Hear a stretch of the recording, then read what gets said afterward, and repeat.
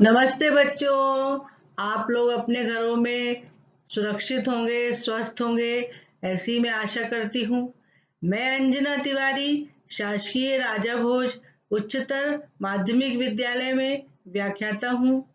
आज हम हिंदी विशिष्ट कक्षा 11 का पाठ नमक का दरोगा, जिसके कहानीकार हैं मुंशी प्रेमचंद, इनके विषय में पढ़ेंगे। बच्चों, अब हम प्रस्तावना पर दृष्टि डालते हैं। हिंदी साहित्य में प्रेमचंद कहानी सम्राट के नाम से जाने जाते हैं। इनकी कहानियों में जीवन की सच्चाई की झलक दिखाई पड़ती है। नमक का दरोगा प्रेमचंद द्वारा रचित लघु कथा है। यह कहानी धन के ऊपर धर्म के जीत की है। कहानी में मानव मूल्यों का आदर्श रूप दिखाया गया है और उसे सम्मानित भी किया गया है।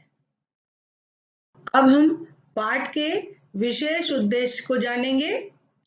इस कहानी से छात्रों को ईमानदार रहने की शिक्षा दी गई है, कर्तव्य पालन की प्रेरणा दी गई है, धन के ऊपर धर्म की जीत का संदेश मिलता है। कहानी पढ़ने से पहले कहानीकार का जीवन परिचय के बारे में जान लें बच्चों। प्रेमचंद का जीवन परिचय। नाम मुंशी प्रेमचंद।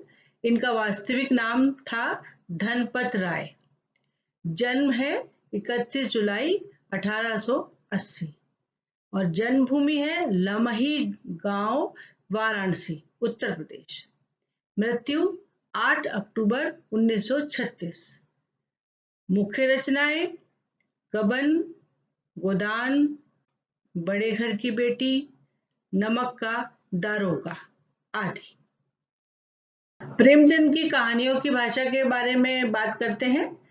मुंशी प्रेमचंद जी वैसे तो उर्दू से हिंदी में आए थे, अतः उनकी भाषा में उर्दू की चुस्त लोकोक्तियों तथा मुहावरों के प्रयोग की प्रचुरता मिलती है। भाषा सहज सरल, व्यवहारिक, प्रभावपूर्ण, मुहावरेदार एवं प्रभावशील है। भाषा में सादगी एवं अलंकारिकता का समन्वय विद्यमान है। प्रेमचंद की कहानी की शैली के विषय में जानेंगे बच्चों। इनकी शैली आकर्षक है, इसमें मार्मिकता है। उनकी रचनाओं में 4 प्रकार की शैलियां उपलब्ध होती हैं: वर्णनात्मक, व्यंग्यात्मक, भावात्मक तथा विवेचनात्मक। चित्रात्मकता मुंशी प्रेमचंद की रचनाओं की विशेषता है। हिंदी साहित्य में प्रेमचंद जी का क्या स्थान है, इसके विषय में जानेंगे। प्रेमचंद हिंदी के युग प्रवर्तक रचनाकार हैं। उनकी रचनाओं में तत्कालीन इतिहास बोलता है। उन्होंने अपनी रचनाओं में जन साधारण की भावनाओं, परिस्थितियों और उनकी समस्याओं का मार्मिक चित्रण किया है। बच्चों, अब हम प्रेमचंद की प्रसिद्ध कहानी नमक का दरोगा को पढ़ना प्रारंभ करते हैं। कहानी आजादी से पहले की है। नमक का नया विभाग बना। विभाग में ऊपरी कमाई बहुत ज्यादा थी, इसलिए सभी व्यक्ति इस विभाग में काम करने को उत्सुक थे। उस दौर में फारसी का बोलबाला था और उच्च ज्ञान के बजाय केवल फारसी की प्रेम कथाएं और श्रृंगार रस के काव्य पढ़कर ही लोग उच्च पदों पर पहुंच जाते थे। फारसी, यहाँ पर फारसी भाषा के विषय में बताया गया है बच्चों। मुंशी बंशीधर ने भी फारसी पढ़ी और वो भी रोजगार के अवसर तलाशने लगे। तभी उनके पिता, जो एक अनुभवी पुरुष थे, वो उनको समझाने लगे। कहने लगे, बेटा, घर की दुर्दशा देख रहे हो, ऋण के बोझ से दबे हुए हैं। लड़कियां हैं, वह भी घास फूस की तरह बढ़ती जा रही हैं। मैं तो कगारे का वृक्ष हूं, न जाने कब गिर पड़ूं। अब तुम ही इस घर के मालिक मुख्तार हो। नौकरी में ओहदे की ओर ध्यान मत देना, यह तो पीर का मजार है, निगाह चढ़ावे और चादर पर रखनी चाहिए। ऐसा काम ढूंढना जहां कुछ ऊपरी आय हो।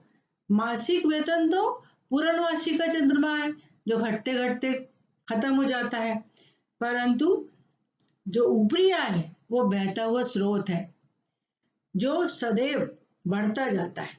और वेतन तो मनुष्य देता है, परंतु जो ऊपरी कमाई है वो ईश्वर देता है। इसी से उसकी बरकत होती है। बाकी तो तुम खुद बहुत समझदार हो, विद्वान हो, अब मैं तुम्हें और क्या समझाऊं। बस मैं यही कहना चाहता हूं कि इसमें विवेक की बड़ी आवश्यकता है। मनुष्य को देखो, उसकी आवश्यकता को देखो और अवसर को देखो, उसके उपरांत जो उचित समझो वही करो। इन बातों को निगाह में बांध लो बेटा, और ये जो मेरे अनुभव है ये मेरे जन्म भर की कमाई है। पिताजी के इस उपदेश के बाद पिताजी से आशीर्वाद लेकर के वंशीधर आज्ञाकारी पुत्र थे, और उन्होंने ये बातें बड़े ध्यान से सुनी और घर से निकल पड़े। इस विस्तृत संसार में उनके लिए धैर्य अपना मित्र, बुद्धि अपनी पथ प्रदर्शक और आत्म अवलंबन ही उनका सहायक था।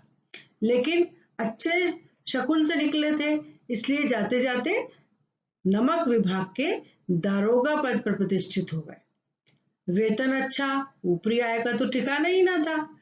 वृद्ध मुंशी जी को तो सुख संवाद मिला तो वो तो फूले ना समाये, परंतु जो संसार के लोग थे उनके हृदय में सूल उठने लगे।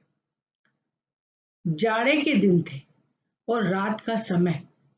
नमक के सिपाही चौकीदार नशे में मस्त थे।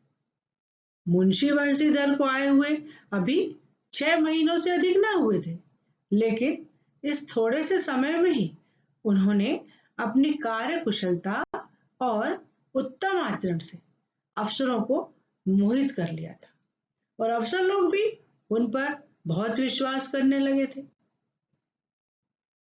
नमक के दफ्तर से 1 मील पूर्व की ओर जमुना बहती थी। उस पर नावों का पुल बना हुआ था। दारोगा जी किवाड़ बंद किए मीठी नींद सो रहे थे। अचानक आंख खुली तो नदी के प्रवाह की जगह गाड़ियों की गड़गड़ाहट तथा मल्लाहों का कोलाहल सुनाई दिया। उठ बैठे। इतनी रात गए, गाड़ियां क्यों नदी के पार जाती हैं? अवश्य कुछ न कुछ गोलमाल है। तर्क ने भ्रम को पुष्ट किया। वर्दी पहनी, तमंचा जेब में रखा और बात ही बात में घोड़ा बढ़ाए हुए पुल पर आ पहुंचे।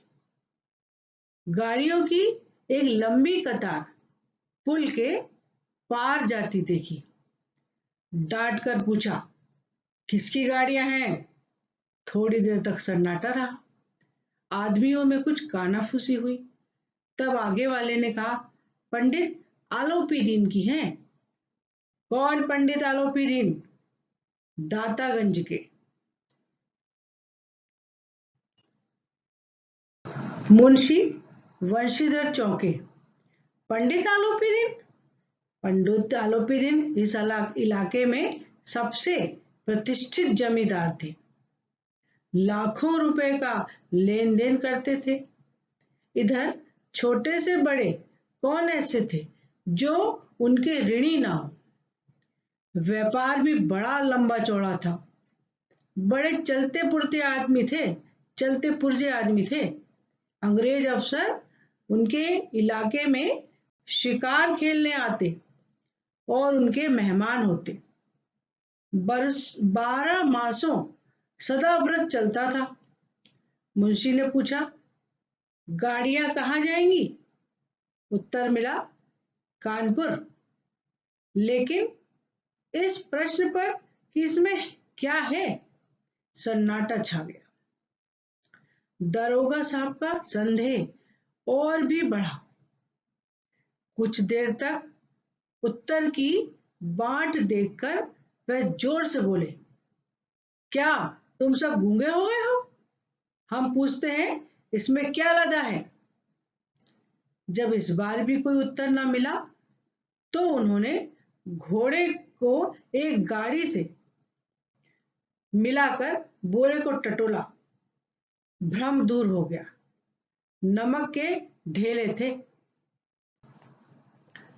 पंडित आलोपी दिन अपने सजीले रथ पर सवार, कुछ सोते कुछ जागते चले आते थे।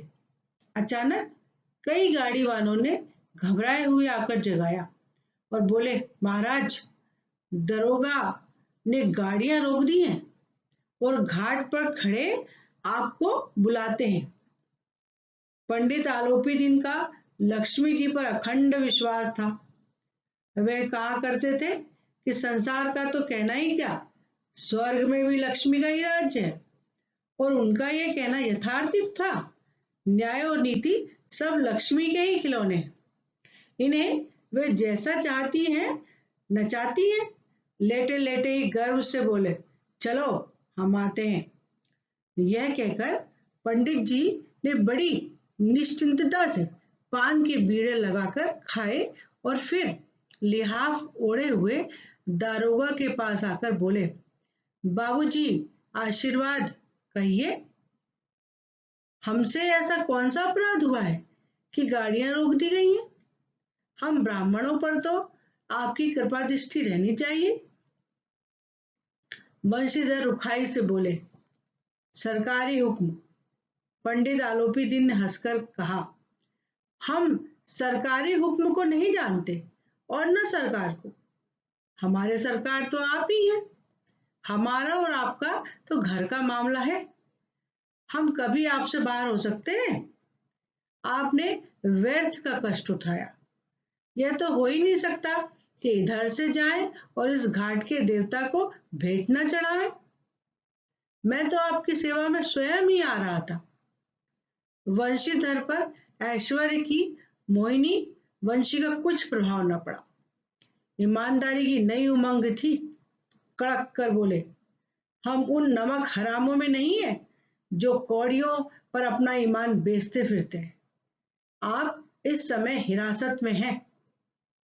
आपको कायदे के अनुसार चालान होगा। बस मुझे अधिक बातों की फुर्सत नहीं है। जमादार बदलू सिंह, तुम इन्हें हिरासत में ले लो, मैं हुक्म देता हूं। पंडित आलोपी दिन स्तंभित हो गए। गाड़ी वालों में हलचल मच गई। पंडित जी के जीवन में कदाचित यह पहला ही अवसर था कि पंडित जी को ऐसी कठोर बातें सुननी पड़ी। बदलू सिंह आगे बढ़ा, किंतु रौब के मारे वह साहस ना हुआ उसमें कि वो उनका हाथ पकड़ सके। पंडित जी ने धर्म को धन का ऐसा निरादर करते कभी न देखा था। विचार किया कि ये अभी उदंड लड़का है। माया मोह के जाल में अभी नहीं पड़ा है, अल्लड़ है, झिझकता है। बहुत दीन भाव से बोले, बाबू साहब, ऐसा न कीजिए, हम मिट जाएंगे, इज्जत धूल में मिल जाएगी। हमारा अपमान करने से आपके हाथ कुछ भी ना आएगा। हम किसी तरह से आपसे बाहर थोड़े हैं। वंशीधर ने कठोर स्वर में कहा, हम ऐसी बातें नहीं सुनना चाहते। आलोपी दीन ने जिस सहारे को चट्टान समझ रखा था, वह तो पैरों के नीचे से खिसकता हुआ मालूम पड़ा। स्वाभिमान और धन ऐश्वर्य की कड़ी चोट लगी, किंतु अभी तक धन की सांख्यिक शक्ति का पूरा भरोसा था। अपने मुख्तार से बोले, लाला जी, 1000 के नोट बाबू साहब की भेंट करो। आप इस समय भूखे सिंह हो रहे हैं। वंशीधर ने गर्म होकर कहा, 1000 नहीं, 1,00,000 भी नहीं। मुझे सच्चे मार्ग से नहीं हटा सकते। धर्म की इस बुद्धिहीन दृढ़ता और देव दुर्लभ त्याग पर मन बहुत झुंझलाया। अब दोनों शक्तियां में संग्राम होने लगा। धन ने उछल उछल कर आक्रमण करना शुरू किए और 1 से 5, 5 से 10, 10 से 15, 15 से 20 तक 20,000 तक नौबत पहुंची। किंतु धर्म अलौकिक वीरता के साथ बहुसंख्यक सेना के सम्मुख अकेला पर्वत की तरह अटल और अविचलित खड़ा था। आलोपी दिन निराश होकर बोले, अब इससे अधिक तो मेरा साहस नहीं है, आगे आपको जो अधिकार हो। वंशीधर ने अपने जमादार को ललकारा। बदलू सिंह मन में दरोगा जी को गालियां देता हुआ पंडित आलोपी दिन की ओर बढ़ा। पंडित जी घबराकर 2-3 कदम पीछे हट गए। अत्यंत दीनता से बोले, बाबू साहब, ईश्वर के लिए मुझ पर दया कीजिए, मैं 25,000 पर निपटारा करने को तैयार हूं। असंभव बात है। 30,000 पर? किसी तरह भी संभव नहीं। क्या 40,000 पर भी नहीं? 40,000 नहीं, 40 लाख पर भी असंभव है। बदलू सिंह, इस आदमी को हिरासत में ले लो, अब मैं एक शब्द भी नहीं सुनना चाहता। धर्म से धन को पैरों तले कुचल डाला। आलोपी दिन ने एक हष्ट पुष्ट मनुष्य को हथकड़ियां लिए हुए अपनी तरफ आते देखा। चारों ओर निराश और कातर दृष्टि से देखने लगे। इसके बाद मूर्छित होकर गिर पड़े। जब दूसरे दिन पंडित आलोपी दिन अभियुक्त होकर कांस्टेबल के साथ हाथों में हथकड़ियां, हृदय में ग्लानि और शोक भरे लज्जा से गर्दन झुकाए अदालत की तरफ चले तो सारे शहर में हलचल मच गई। मेलों में कदाचित आंखें इतनी व्यग्र न होती होंगी, भीड़ के मारे छत और दीवार में कोई भेद न रहा। किंतु अदालत में पहुंचने की देर थी। पंडित आलोपी दिन इस आगाध वन के सिंह थे। अधिकारी वर्ग उनके भक्त, अमले उनके सेवक, वकील मुख्तार उनके आज्ञा पालक और अर्दली, चपरासी तथा चौकीदार तो उनके बिन मोल के गुलाम थे। उन्हें देखते ही लोग चारों तरफ से दौड़े। सभी लोग विस्मित हो रहे थे, इसलिए नहीं कि आलोपी दिन ने यह कर्म किया, बल्कि इसलिए कि वे कानून के पंजे में कैसे आ गए। ऐसा मनुष्य जिसके पास असाध्य साधन करने वाला धन और अनन्य वाचालता हो, वह क्यों कानून के पंजे में आए। प्रत्येक मनुष्य उनसे सहानुभूति प्रकट करता था। बड़ी तत्परता से इस आक्रमण को रोकने के निमित्त वकीलों की एक सेना तैयार हो गई।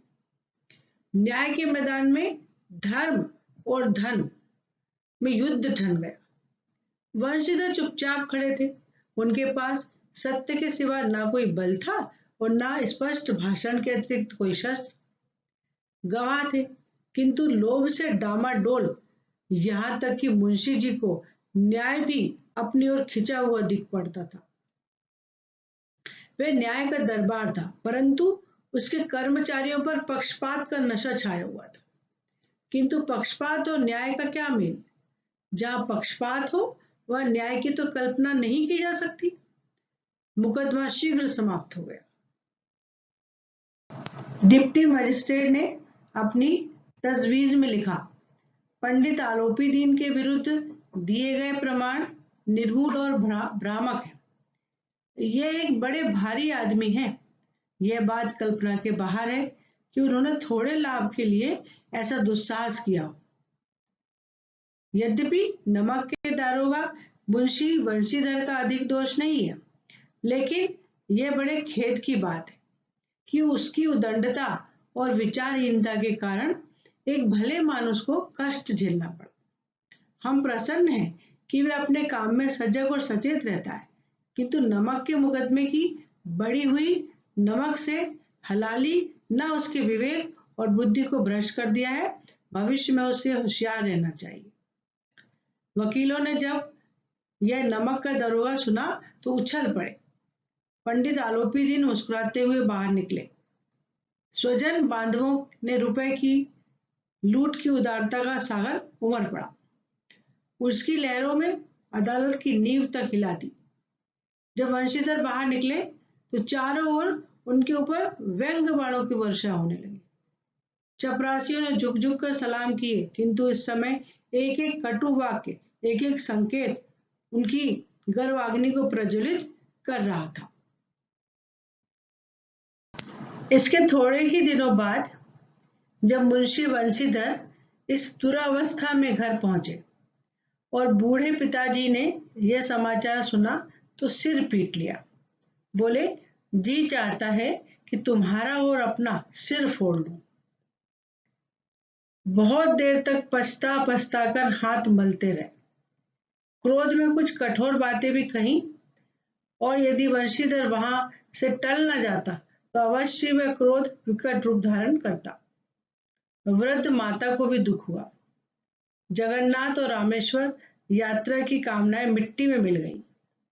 पत्नी ने भी कई दिनों तक सीधे मुंह बात नहीं की। इस प्रकार एक सप्ताह बीत गया। सांध्य का समय था। बूढ़े मुंशी जी बैठे बैठे राम नाम का माला जप रहे थे।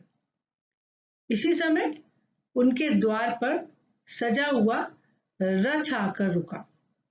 हरे और गुलाबी पर्दे व छैया बैलों की जोड़ी, उनकी गर्दन में नीले धागे, सींग पीतल से जड़े हुए कई नौकर लाठियां कंधों पर रखे साथ में थे। मुंशी जी अगवानी को दौड़े तो देखा पंडित आलोपी दीन है। मुंशी जी ने झुककर दंडवत की और चापलूसी भरी बातें करने लगे। कहने लगे, हमारा भाग्य उदय हुआ जो आपके चरण इस द्वार पर आए। आप हमारे पूज्य देवता हैं। आपको कौन सा मुंह दिखाएं? मुंह पे तो कालिक लगी हुई है, किंतु अब करें क्या? लड़का अभागा कपूत है, नहीं तो आपसे क्या मुंह छुपाना पड़ता। इंसान ईश्वर निसंतान चाहे रखे, पर ऐसी संतान ना दे।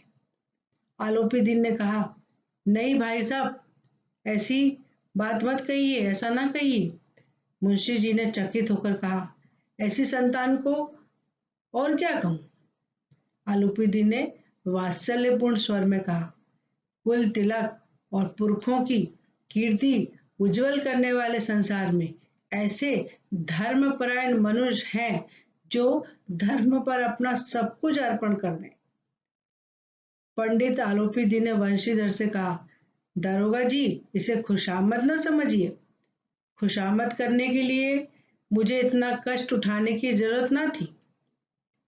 उस रात को आपने अपने अधिकार बल से अपनी हिरासत में ले लिया था, किंतु आज मैं स्वेच्छा से आपकी हिरासत में आया हूं। मैंने हजारों रईस और अमीर देखे, हजारों उच्च पदाधिकारियों से मेरा काम पड़ा है, किंतु आपने मुझे परास्त कर दिया। मैंने सबको अपना और अपने धन का गुलाम बना लिया था। मुझे आप आज्ञा दीजिए, मैं आपसे क्या विनय करूं। वंशीधर ने आलोपी दीन को आते देखा तो उठकर उनका सत्कार किया, किंतु स्वाभिमान सहित समझ गए कि ये महाशय मुझे लज्जित करने आए हैं और जलाने आए हैं। क्षमा प्रार्थना की तो चेष्टा नहीं की, वरन उन्हें अपने पिता की ये ठकुर सुहाती की बात असहनीय प्रतीत हुई थी, पर पंडित जी की बातें सुनी तो मन की मैल मिट गई। आलोपी दीन ने विनीत भाव से कहा, नदी तट पर आपने मेरी प्रार्थना नहीं स्वीकार की थी, किंतु आज तो स्वीकार करनी पड़ेगी। वंशीधर बोले, मैं किस योग्य हूं, किंतु जो कुछ सेवा मुझसे हो सकती है उसमें त्रुटि न होगी। आलोपी दीन ने एक स्टाम्प लगा हुआ पत्र निकाला और उसे वंशीधर के सामने रखकर बोले, इस पद को स्वीकार कीजिए और अपने हस्ताक्षर कर दीजिए। मैं ब्राह्मण हूं और जब तक ये सवाल पूरा न कीजिएगा द्वार से नहीं हटूंगा। मुंशी वंशीधर ने उस कागज को पढ़ा तो कृतज्ञता से आंखों में आंसू भर आए।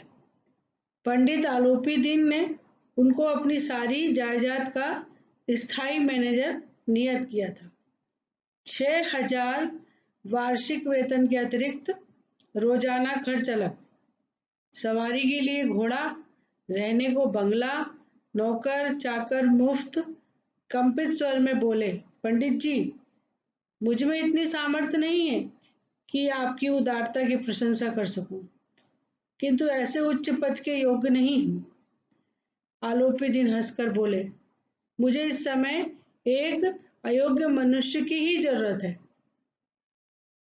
वंशीधर ने गंभीर भाव से कहा, यो मैं आपका दास हूं। आप जैसे कीर्तिवान सज्जन पुरुष की सेवा करना मेरे लिए सौभाग्य की बात है, किंतु मुझ में न विद्या है, न बुद्धि, न वह स्वभाव जो इन त्रुटियों की पूर्ति कर देता है। ऐसे महान कार्य के लिए एक बड़े मर्मज्ञ अनुभवी मनुष्य की जरूरत है। आलोपी दिन ने कलमदान से कलम निकाली और उसे वंशीधर के हाथ में देकर बोले, ना मुझे विद्वत्ता की चाह है, न अनुभव की, न मर्मज्ञता की, न कार्यकुशलता की। इन गुणों के महत्व को खूब पा चुका हूँ। अब सौभाग्य और सुअवसर ने मुझे वह मोती दे दिया है जिसके सामने योग्यता और विद्वत्ता की चमक फीकी पड़ जाती है। यह कलम लीजिए, अधिक सोच विचार न कीजिए, दस्तखत कर दीजिए। परमात्मा से यही प्रार्थना है कि वह आपको सदैव वही नदी के किनारे वाला बेमुरव्वत, उदंड, कठोर और धर्मनिष्ठ दारोगा बनाए रखे। वंशीधर की आंखें डबडबा आईं। हृदय के संकुचित पात्र में इतना एहसान न समा सका। एक बार फिर पंडित जी की ओर भक्ति और श्रद्धा की दृष्टि से देखा और कांपते हुए हाथ से मैनेजरी के कागज पर हस्ताक्षर कर दिए। आलोपी दिन ने प्रफुल्लित होकर उन्हें गले लगा लिया। हाँ तो बच्चों, अभी हमने नमक का दरोगा कहानी को पढ़ा, आप लोगों ने इसको सुना। बहुत अच्छी कहानी थी ये। और अब हम इस कहानी का जो निष्कर्ष निकाल रहे हैं, इसका निष्कर्ष ये निकल रहा है बच्चों कि इस पाठ में एक ईमानदार नमक निरीक्षक की कहानी थी। ये जो हमने कहानी पढ़ी है, एक ईमानदार नमक निरीक्षक की कहानी थी जिसने काला बाजारी के विरुद्ध आवाज उठाई।